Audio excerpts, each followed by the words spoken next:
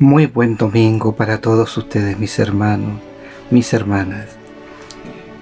Este domingo celebramos entre la llegada de la primavera, también celebramos el día especial de San Francisco. En muchos lugares del mundo, esta es una fiesta, particularmente en los campos. Los animales son normalmente traídos a la iglesia para que sean bendecidos. Todas las mascotas, los animalitos, los sembradíos, las cosechas, según sea en el hemisferio en que estemos. Este domingo las palabras del Señor que hemos escuchado en la proclamación nos vuelven a traer a la memoria, nos vuelven a traer la frescura de estos ejemplos que recurrentemente pone el Señor en su palabra, que habla de la vid, que habla del viñedo, que habla de frutos. Y esto nos va haciendo nuevamente traer hacia nuestro corazón estas enseñanzas que el Señor siempre tiene especiales para nosotros, porque Él ya sabe que somos un poco duros de aquí, de entendimiento. Entonces, como sabe que somos duros, pues de entender, nos enseña una y otra vez más con ejemplos de la naturaleza, con ejemplos de vegetales, con ejemplos de las frutas y de todo esto, porque es una forma bastante singular de que nosotros podamos asimilar, podamos entender esta enseñanza espiritual que Él nos quiere hacer. En la primera lectura en el profeta Isaías, dice el profeta que el Señor se esforzó por preparar la tierra, por poner una semilla buena, y esperó Él con paciencia que todo ese trabajo diera un buen fruto. Y cuando llegó el momento de ir a recoger el fruto, su decepción fue grande, porque el fruto que Él esperaba encontrar era malo, de mala calidad.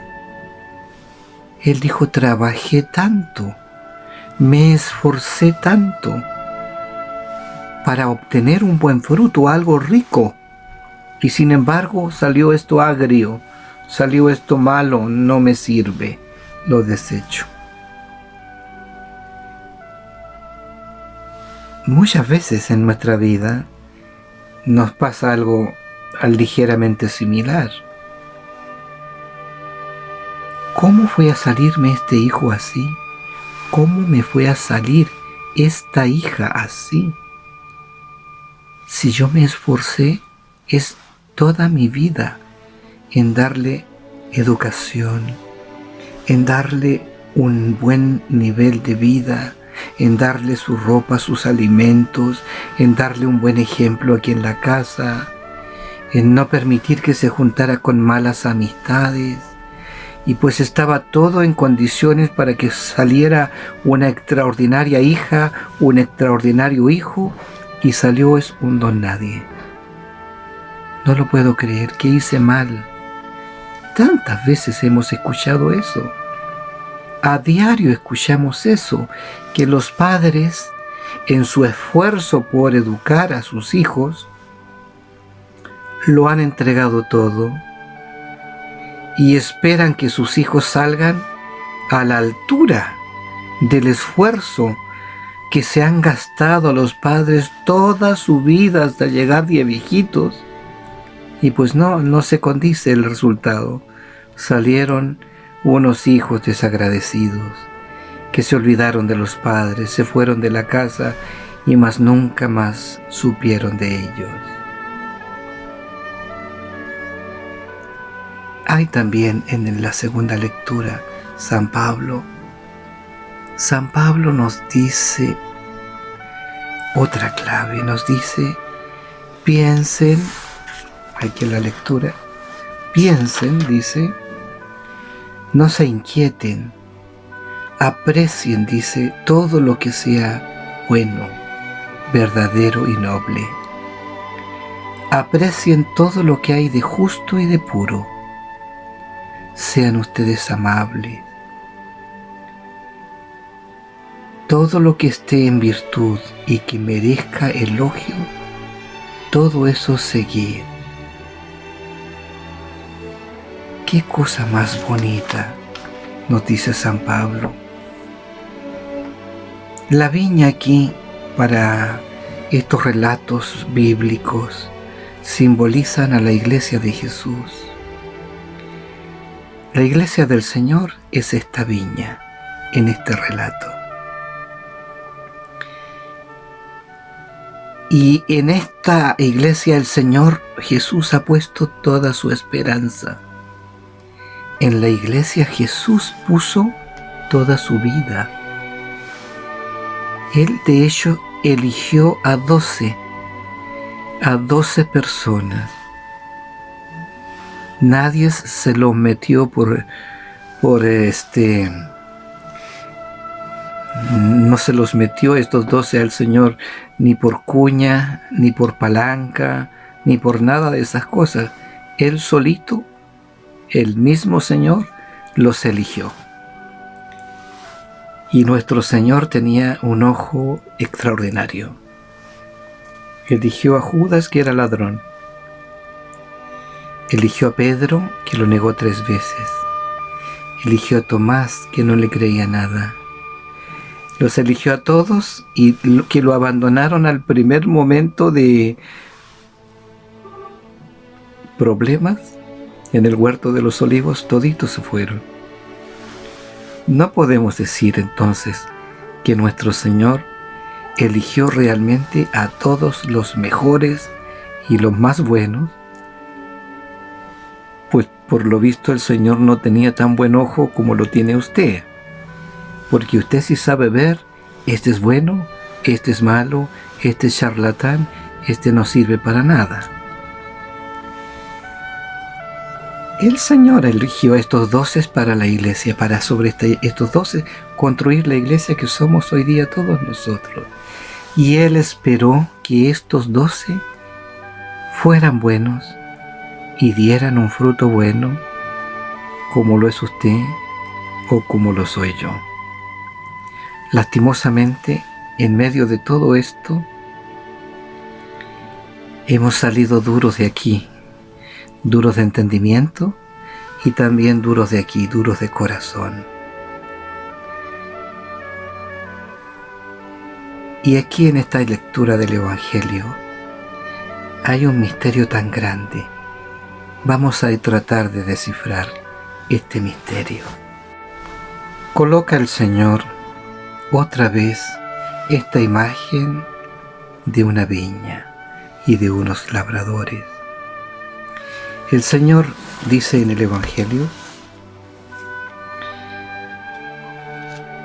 que el dueño de una viña plantó en la tierra un viñedo, lo cercó bien, lo preparó bien, puso alambritos, etcétera, etcétera. Y puso gente a trabajar allí. Dice, cuando llegó entonces el tiempo para ir a buscar los frutos, mandó a sus criados. Y resulta que cuando llegan los criados al lugar, a la viña, estos que estaban trabajando ahí, los han matado, los maltrataron.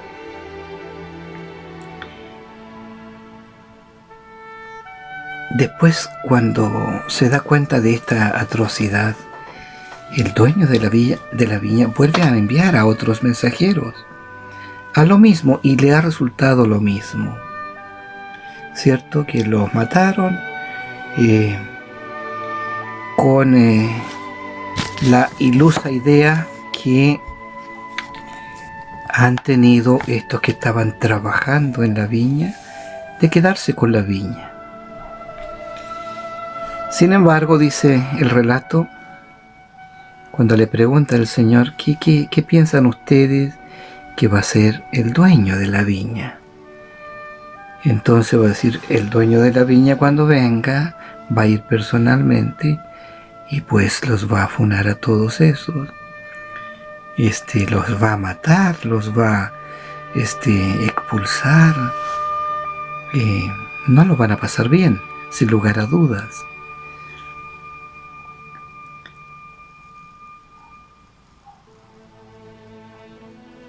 Pasa que en la casa del Señor, que es la iglesia, muchas veces no estamos haciendo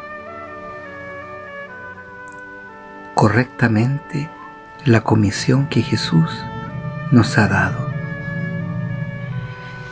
Y llegamos a la casa del Señor, a la iglesia, como si llegáramos a una gerencia de un banco, a administrar una cosa que fue construida por otros, a cambiar el color de las paredes, a administrar cosas que fueron obtenidas por tanto esfuerzo de tanta otra gente en tanta cantidad de añares pasados. Y hemos transformado la casa del Señor, la iglesia, en eso, en una gerencia, en un negocio. Y la idea que ha tenido el Señor sobre la iglesia no era precisamente hacer un negocio o poner en la iglesia a gerentes que administren. Siempre el Señor habla de las ovejas y de su pastor. Entonces tenemos un tipo de interpretación, de asimilación de lo que es la función de los ministros dentro de la casa del Señor y de lo que es efectivamente la casa del Señor, la iglesia. Capillas ya conocemos muchos, templos ya conocemos muchos, catedrales por montones, en todas partes las hay. Pero la iglesia que Jesús fundó en Jerusalén no tenía templo, de hecho. Jesús nunca, a lo más, conoció el Señor el templo de Jerusalén, que no era cristiano, era judío. Y los primeros discípulos, los apóstoles y los primeros discípulos de los apóstoles, tampoco tenían capillas, templos o congregaciones o catedrales. Iban a la sinagoga, que era judía, o iban al templo de Jerusalén mismo a orar en las horas de los salmos, en la mañana, al mediodía, en la tarde y en la noche, etc. No había lo que nosotros entendemos capillas, templos, catedrales. Entonces, ¿cuál es esa iglesia que Jesús fundó? Y dentro de esa iglesia, ¿qué sentido tiene que tengamos nosotros ministros, que tengamos pastores, diáconos, presbíteros, obispos? ¿Para qué ha sido todo esto hecho? ¿Por qué dice el Señor que todo esto, cuando ha venido Él o cuando venga y diga, esto no es lo que yo esperaba? Yo envié, dice Dios, a mi Hijo unigénito, a Jesús. Lo he despojado de su divinidad conmigo aquí. Y lo he hecho finito, lo he hecho temporal, lo he hecho un hombre, con sangre y con carne. Y lo he enviado aquí a esta tierra para reconciliar a este género humano conmigo, que soy su creador, dice Dios Padre. Y ha valido la pena hacer todo este esfuerzo en la persona de Jesús, formar una comunidad de discípulos,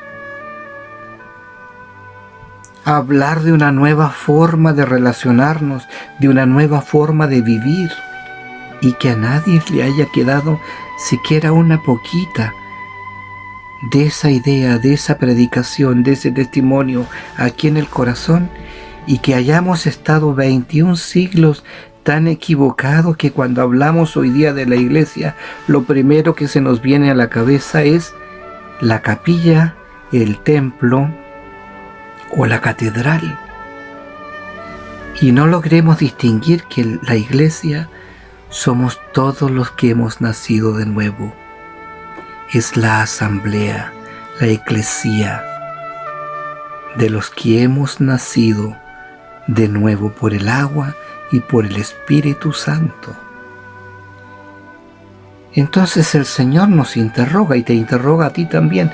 ¿Ha valido la pena todo esto que yo he gastado de mí para que tú todavía estés malagradecidamente desparramando en vez de sembrando conmigo? Desparramando en vez de estar recogiendo los frutos maduros. Ha valido la pena. San Pablo también lo dice.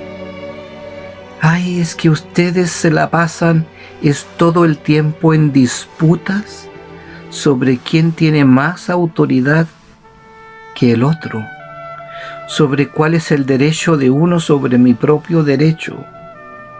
Y se olvidan que las relaciones entre los cristianos deben ser distintas. Por eso Él nos aconseja todo lo que sea bueno. Buscad en el otro lo que es de buen nombre, lo que es digno de ser imitado. Eso haced, eso seguid. Aquí pasa muchas veces que todo esto que el Señor puso en las manos de una determinada expresión de comunidad de fe ha sido tan mal hecho, ha sido tan estropeado ese trabajo, que llega el Señor de nuevo y dice, ¿sabe? Me harté de todo esto. Y toma esa heredad y se la entrega a otro pueblo. Y ese otro pueblo espera el Señor que dé y produzca los frutos que Él anhela. Por eso pasa muchas veces que en las grandes instituciones religiosas, colosales por la antigüedad, el Señor no ve los frutos.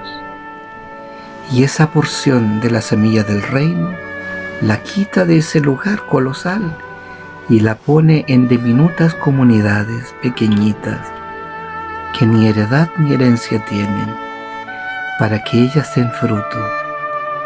Y lo más milagroso en eso es que sí dan fruto, y muchísimo. ¿Está usted, mi hermana y mi hermano, en este tipo de comunidad donde el Señor ha trasplantado? ¿No fue agradado el Señor con los frutos que miró en estas otras colosales comunidades? Y el Señor en esta época se goza trasplantando reino del Señor en nosotros, que somos comunidades vivas, que somos comunidades de fe, que somos comunidades con la presencia del Espíritu Santo, y que somos comunidades donde el celo por la casa del Señor nos consume. Siéntase usted en esta hora orgulloso, siéntate orgullosa de pertenecer a este tipo de comunidad, un tipo de comunidad que está viva, un tipo de comunidad que sabe distinguir dónde está el Señor, dónde está el tronco de la vid y dónde están por dar fruto en esta especial viña que el Señor ha plantado.